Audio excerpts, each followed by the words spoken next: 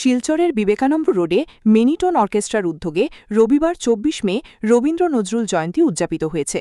অর্কেস্ট্রার এক কর্মকর্তা জানান, নির্ধারিত দিনেই তারা এই অনুষ্ঠানের আয়োজন করেছিলেন, কিন্তু সংগঠনের এক সদস্যের মৃত্যুতে সেদিন নীরবতা পালন করে অনুষ্ঠান পিছিয়ে দেওয়া হয়।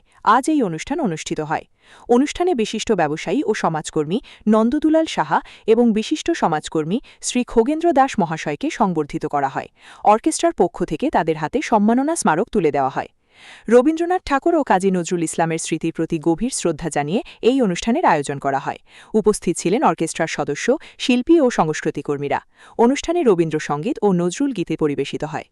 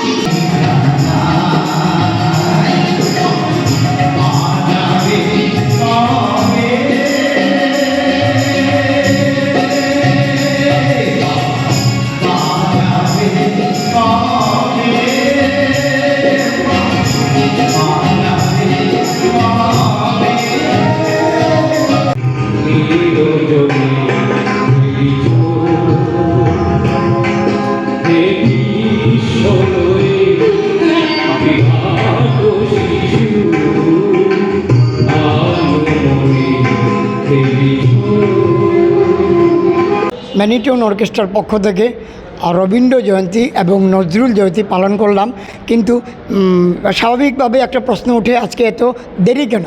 কেননা কিছুদিন আগে আমাদের সেই রবীন্দ্র জয়ন্তীর দিনে, যেদিন এই উৎসবটা পালন করতে হয়, সেদিনই আমরা সেই আয়োজন করেছিলাম, কিন্তু আমাদের মধ্যে একটা সদস্য প্রয়াত হওয়ায় সেই দিনটা আমরা নীরবতা পালন করি। তাই সেটাকে ডেফার করে, স্থগিত রেখে আজকের দিনে আমরা পালন করতে যাচ্ছি এবং পালন করলাম পুষ্পস্তবক দিয়ে এবং পুষ্পার্ঘ্য অর্পণ করে। আমরা রবীন্দ্র জয়ন্তী এবং নজরুল জয়ন্তী আমরা পালন করলাম। আজকের দিনে আমরা আমাদের মধ্যে আমাদের খগেনদাকে পেয়ে আমরা বিরাট আনন্দিত। ওনাকে আমরা মেনিটোন অর্কেস্ট্রার পক্ষ থেকে আমরা সংবর্ধনা জানালাম।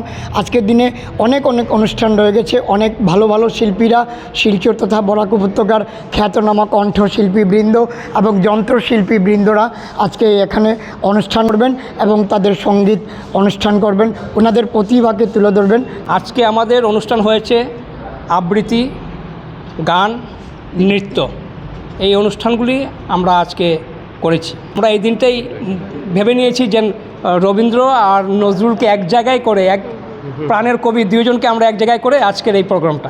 আজকে সন্ধ্যেবেলা সবাই একত্রিত হয়েছে। মেনিটোন অর্কেস্ট্রার পক্ষ থেকে বর্ষবরণ অনুষ্ঠান হলো এবং তার সাথে নজরুল সঙ্গীত হয়েছে, রবীন্দ্র নজরুল দুটোই একসাথে হয়েছে, নৃত্যও হয়েছে এবং গানও হয়েছে। ছোট ছোট বাচ্চাদেরও গান ছিল।